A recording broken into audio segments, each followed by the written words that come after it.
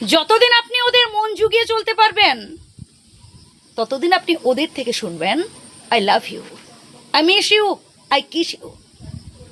আর যখন আপনি ওদের স্বার্থে লাগতে পারবেন না, ওদের কোনো উপকার করতে পারবেন না, তখন ওদের মুখ থেকেই আপনি শুনবেন আই হেট ইউ। একদম বাস্তব কথা।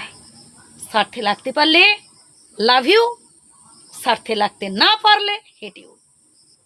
সেটা অর্থ দিক দিয়ে হোক, শারীরিক দিক দিয়ে হোক, বলের দিক দিয়ে হোক, যে কোনো সুযোগে হোক।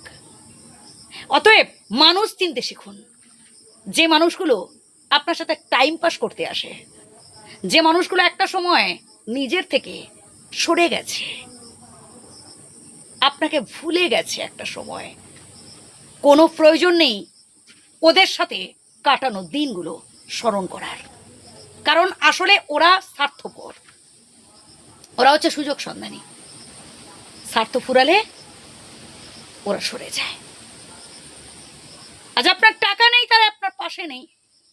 একটা সময় টাকা ছিল, ক্ষমতা ছিল, চেয়ার ছিল, তাই আপনার পাশে ছিল। আর এই সব বিশ্বাসঘাতকদের জীবনে দ্বিতীয়বার বিশ্বাস করবেন না। একবার বিশ্বাস করে তো ঠকলেন, বেশ, দ্বিতীয়বার মানুষ ঠকলে তো শিক্ষা অর্জন করে।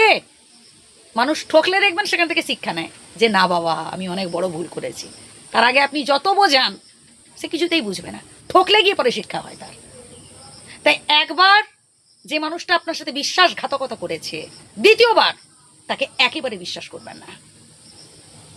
এই পৃথিবীতে আমরা প্রত্যেকেই দেখবেন কম বেশি অভিনয় করি।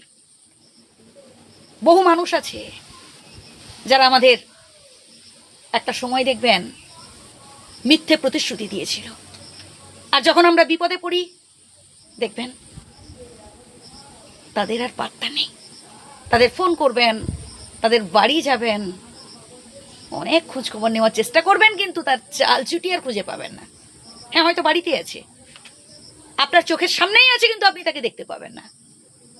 কারণ আপনার কঠিন পরিস্থিতিতে ওরা আপনার কাছে ধরা দেবে না।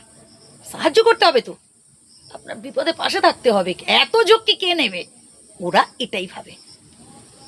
তাই মানুষ চিনতে শিখুন। এই পৃথিবীতে যদি সত্যিকারের আপনার কেউ শুভাকাঙ্ক্ষী হয়ে থাকেন, আপনার পরিবার, আপনার পিতা মাতা, সবসময় পরিবারটাকে স্ট্রং রাখার চেষ্টা করবেন। আপনার বিপদে আপদে সবার আগে ছুটে আসবে আপনার পরিবার। যে কথাগুলো বললাম আবারও শুনুন প্রথম থেকে, উপকৃত হবেন। মানুষ চিনতে শিখুন। সবার কাছে সব কথা বলতে যাবেন না। ভালো থাকবেন।